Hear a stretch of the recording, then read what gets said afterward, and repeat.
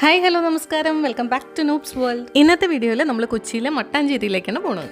മട്ടാഞ്ചേരിയിൽ വളരെ ഫേമസ് ആയിട്ടുള്ള കാര്യങ്ങളാണ് ഭ്രാന്തൻ കുരിയച്ചൻ്റെ പള്ളിയും കൂനൻ കുരിശ് സത്യമൊക്കെ. അപ്പോൾ കൊച്ചിയിലെ ഭ്രാന്തൻ കുരിയച്ചൻ്റെ യാഥാർത്ഥ്യം അതുപോലെ തന്നെ കൂനൻ കുരിശുമായിട്ട് റിലേറ്റ് ചെയ്തിട്ടുള്ള കുറച്ച് കാര്യങ്ങളാണ് ഞാൻ ഈ വീഡിയോയിൽ പറയുന്നത്. അപ്പോൾ അതുകൊണ്ട് വീഡിയോ സ്കിപ്പ് ചെയ്യാതെ കാണുക. കാരണം ഇതൊക്കെ പലരുടെയും വിശ്വാസമായിട്ട് ബന്ധപ്പെട്ടിട്ടുള്ള ചരിത്രമാണ്. അപ്പോൾ പലർക്കും പല ഇൻ്റർപ്രിറ്റേഷൻസ് ഉണ്ടാവാം. അതുകൊണ്ട് തന്നെ ഞാൻ അന്വേഷിച്ചപ്പോൾ എനിക്ക് കിട്ടിയ ഡീറ്റെയിൽസും അറിഞ്ഞ കാര്യങ്ങളുമാണ് ഈ വീഡിയോയിലുള്ളതെന്ന് ഞാൻ ആദ്യമേ തന്നെ പറയുന്നു. അപ്പോൾ ഈ ചാനൽ ആദ്യമായിട്ടാണ് കാണുന്നതെന്നുണ്ടെങ്കിൽ അതുപോലെ വീഡിയോ ഇഷ്ടപ്പെടുകയാണെന്നുണ്ടെങ്കിൽ സബ്സ്ക്രൈബ് ചെയ്യാൻ മറക്കല്ലേ. മട്ടാഞ്ചേരിയിലെ ബസാർ റോഡിലാണ് നമ്മൾ ഈ പറഞ്ഞ ഭ്രാന്തൻ കുരിയച്ചൻ്റെ പള്ളി അഥവാ ഹോളി ക്രോസ് ചർച്ച്. മട്ടാഞ്ചേരിയുടെ മാത്രമല്ല കൊച്ചിയുടെ തന്നെ ചരിത്രത്തിൻ്റെ ഒരു ഭാഗമാണ് ഈ ഹോളി ക്രോസ് ചർച്ച്. മട്ടാഞ്ചേരിയിലെ ബസാർ റോഡ് എന്ന് പറഞ്ഞാൽ നല്ല ഇടുങ്ങിയ റോഡാണ്. രണ്ട് സൈഡിലും ഒത്തിരി പഴക്കമുള്ള ബിൽഡിങ്സ് ഒക്കെയാണ്. ഈ പോർച്ചുഗീസുകാർ ഇവിടെ വരുന്നതിന് മുമ്പ് തന്നെ ഇത് ശരിക്കും കച്ചവടക്കാരുടെ ഏരിയയാണ്. അപ്പോൾ ശരിക്കും അപ്പം മുതലുള്ള ബിൽഡിങ്സ് ഒന്നുകിൽ റിനോവേറ്റ് ചെയ്തത് അല്ലെങ്കിൽ അതേ രീതിയിലുള്ള ബിൽഡിങ്സ് ഒക്കെ തന്നെയാണ് ഇപ്പോഴും ഇവിടെ ഉള്ളത്. 14ാം നൂറ്റാണ്ടിൻ്റെ തുടക്കത്തിൽ ആ സമയത്ത് കച്ചവട കേന്ദ്രം എന്ന് പറയുന്നത് ശരിക്കും കൊടുങ്ങല്ലൂരായിരുന്നു, അന്നത്തെ മുസിറിസ്. ആ സമയത്തുണ്ടായ ഒരു പ്രളയം കാരണമാണ് കൊച്ചി പോർട്ട് ശരിക്കും ഡെവലപ്പ് ആവുന്നത്. അങ്ങനെയാണ് അവിടെ നിന്നൊക്കെ കച്ചവടക്കാർ കൊച്ചിയിലെ മട്ടാഞ്ചേരിയിലേക്ക് വരുന്നത്. പിന്നെ മട്ടാഞ്ചേരിക്ക് ഈ പേരെങ്ങനെ കിട്ടിയെന്ന് വെച്ചാൽ ഇവിടെ പണ്ട് കച്ചവടം ചെയ്തിരുന്ന ഒരു ഒരു നമ്പൂതിരി ഇല്ല ഉണ്ടായിരുന്നു, അഞ്ചേരി മഠം എന്ന് പറഞ്ഞിട്ട്. അതിനെ പോർച്ചുഗീസുകാർ വിളിക്കാൻ എളുപ്പത്തിന് വേണ്ടിയിട്ട് മഠ് അഞ്ചേരി എന്ന് വിളിക്കാൻ തുടങ്ങി. അപ്പോൾ അങ്ങനെയാണ് ഇത് മട്ടാഞ്ചേരി എന്ന പേര് കിട്ടാൻ തുടങ്ങി.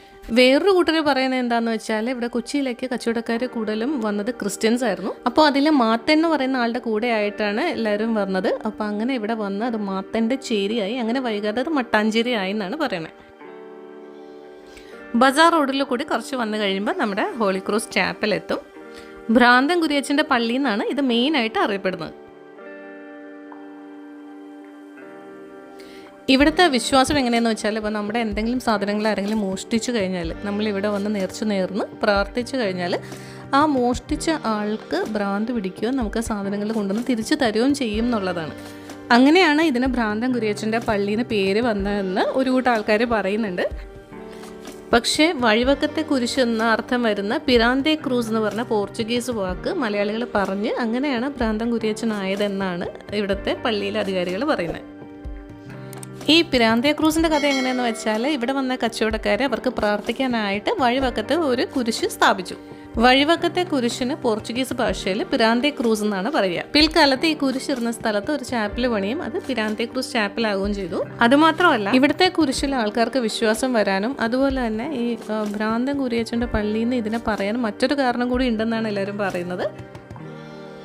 അതായത് പണ്ട് ഒരു കച്ചവടക്കാരൻ അയാളുടെ സാധനങ്ങളൊക്കെ ആരെ മോഷ്ടിച്ചു എന്ന് പറഞ്ഞിട്ട് ഇവിടെ വന്ന് കരഞ്ഞ് വിഷമിച്ചു പ്രാർത്ഥിച്ചു എന്നും അത് കഴിഞ്ഞപ്പോൾ ഈ സാധനങ്ങൾ മോഷ്ടിച്ച ആൾ ഭ്രാന്ത് പിടിച്ച പോലെ ഓടി വന്ന് ഇദ്ദേഹത്തിന് സാധനങ്ങളൊക്കെ തിരിച്ചു കൊടുത്തു എന്നാണ് പറയുന്നത്. അന്ന് മുതൽ ഈ കുരിശിൻ്റെ ശക്തിയിൽ എല്ലാവർക്കും നല്ല വിശ്വാസമാവാനും തുടങ്ങി. അപ്പോൾ അങ്ങനെയാണ് ഹോളി ക്രോസ് ചർച്ച് എന്നും അതുപോലെ തന്നെ ഭ്രാന്തൻ കുരിയച്ചൻ്റെ പള്ളിയെന്നും ഇത് അറിയപ്പെടാൻ തുടങ്ങിയത്. അപ്പോൾ മുതൽ മോഷ്ടിക്കപ്പെട്ട സാധനങ്ങൾ തിരിച്ചു കിട്ടാനും കാര്യസാധ്യത്തിനും വേണ്ടിയിട്ട് വിശ്വാസികൾ ഇവിടെ വന്ന് പ്രാർത്ഥിക്കാറുണ്ട്.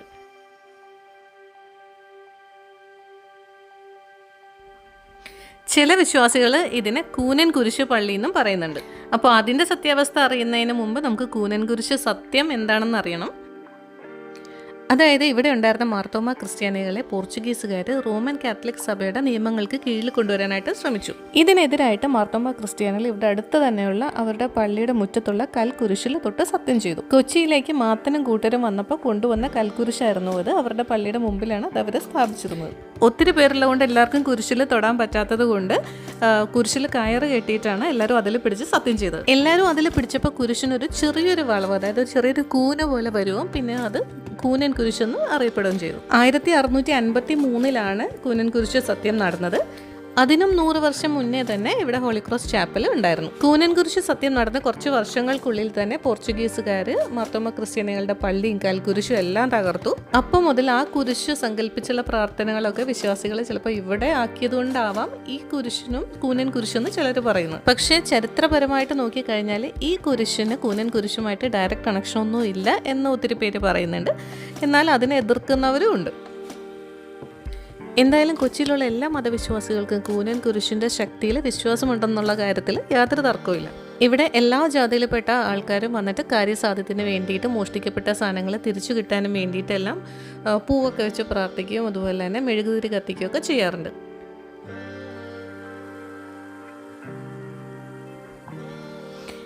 ഈ ഹോളി ക്രോസ് ചർച്ചിനോട് ചേർന്ന് തന്നെ ഇവിടെ ഒരു ചാപ്പലുണ്ട്. ആൾക്കാർക്ക് വന്നിരുന്ന് പ്രാർത്ഥിക്കാനുള്ള സൗകര്യമുള്ള ഒരു സ്ഥലമാണ്.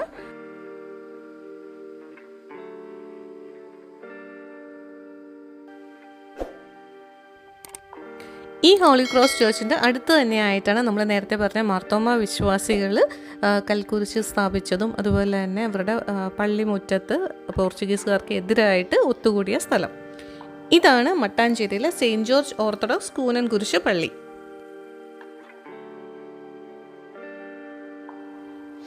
ഇതിപ്പോൾ കൂനൻ കുരിശ് പിലിഗ്രിം സെൻ്ററിൻ്റെ ഭാഗമാണ്.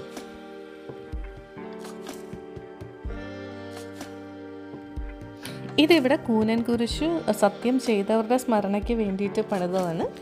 ഇവിടെ ആദ്യമേ ഉണ്ടായിരുന്ന പള്ളിയും അതുപോലെ തന്നെ കൽക്കുരിശും എല്ലാം പോർച്ചുഗീസുകാർ നശിപ്പിച്ചതിന് ശേഷം ഇവിടെ കാട് പിടിച്ച അവസ്ഥയിലായിരുന്നു എന്നാണ് പറയുന്നത്. വർഷങ്ങൾക്ക് ശേഷം വീണ്ടും ഇവിടെ പള്ളി പണിയുകയും അത് ഒത്തിരി റിനോവേഷൻസിൽ കൂടി പോയി. അങ്ങനെയാണ് ഇപ്പോൾ ഏറ്റവും ലേറ്റസ്റ്റ് ആയിട്ട് ഇവിടെ മണ്ണ് കൊണ്ടുള്ള പള്ളി ഉണ്ടായത്. അതുപോലെ സെയിൻറ്റ് ജോർജിൻ്റെ തിരുശേഷിപ്പ് ഇവിടെ ഉണ്ടെന്നുള്ളത് കൊണ്ടാണ് ഈ പള്ളിക്ക് സെയിൻറ്റ് ജോർജ് ചർച്ച് എന്ന് പേര് വന്നത്. അപ്പോൾ ഇവിടെ വിശ്വാസികൾ പറയുന്ന അനുസരിച്ച് കൂനൻ കുരിശ് സത്യം നടന്ന സ്ഥലം ഇതാണ്. പോർച്ചുഗീസുകാർക്കെതിരായിട്ട് ഇന്ത്യയിൽ നടക്കുന്ന ആദ്യത്തെ ഒരു മൂവ്മെൻറ്റ് എന്നുള്ള രീതിയിൽ ഇതിനെ വേണമെങ്കിൽ ഭാരതത്തിൻ്റെ ആദ്യത്തെ സ്വാതന്ത്ര്യ സമരം എന്ന് വേണമെങ്കിൽ പറയാമെന്ന് പറയുന്നു. അതായത് വിദേശികൾക്കെതിരായിട്ട് ആദ്യത്തെ ഒരു സമരം. 1653 ജനുവരി 3 തീയതിയാണ് ഈ കൂനൻ കുരിശ് സത്യം നടന്നത്. അതിൻ്റെ ഫുൾ ഡീറ്റെയിൽസൊക്കെ ഇവിടുത്തെ ബോർഡിൽ എഴുതി വെച്ചിട്ടുണ്ട്. കൂനൻ കുരിശ് സത്യം നടന്ന ആ കൽക്കുരിശ് പോർച്ചുഗീസുകാർ തകർത്തത് കാരണം അതിൻ്റെ സ്മരണയ്ക്കായിട്ട് ഇവിടെ മറ്റൊരു കുരിശ്, ഒരു കൽക്കുരിശ് തന്നെ ഇവിടെ ഉള്ളിലുണ്ട്.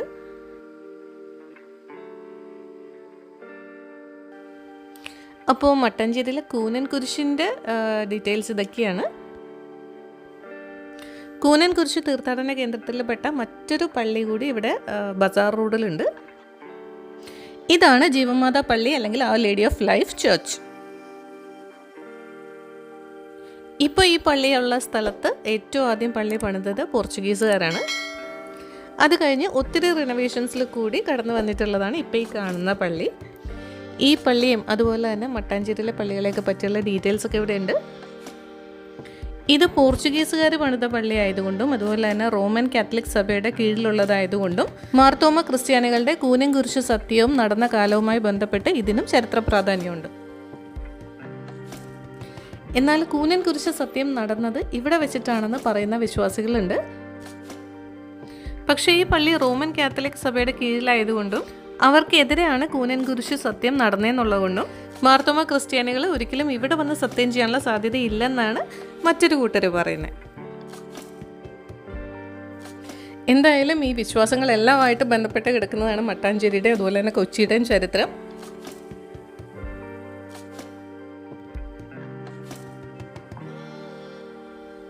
അപ്പോൾ ഈ വീഡിയോ കണ്ടിട്ട് നിങ്ങൾക്ക് ഇഷ്ടമായെന്ന് വിചാരിക്കുന്നു. വീഡിയോ ഇഷ്ടമായാൽ ലൈക്ക് ചെയ്യാനും ഷെയർ ചെയ്യാനും മറക്കില്ലേ. അതുപോലെ ഈ വീഡിയോയെ പറ്റി എന്തെങ്കിലും സംശയങ്ങളോ അല്ലെങ്കിൽ ഞാൻ പറഞ്ഞതിനെ പറ്റി കൂടുതൽ എന്തെങ്കിലും ക്ലാരിഫിക്കേഷനോ എന്തെങ്കിലും വേണമെങ്കിൽ കമൻറ്റ് ചെയ്ത് ചോദിക്കാനായിട്ട് മറക്കരുത്. അപ്പോൾ ഇതുപോലെ വീണ്ടും പുതിയ വീഡിയോസായിട്ട് ഞാൻ വരുന്നതായിരിക്കും. താങ്ക്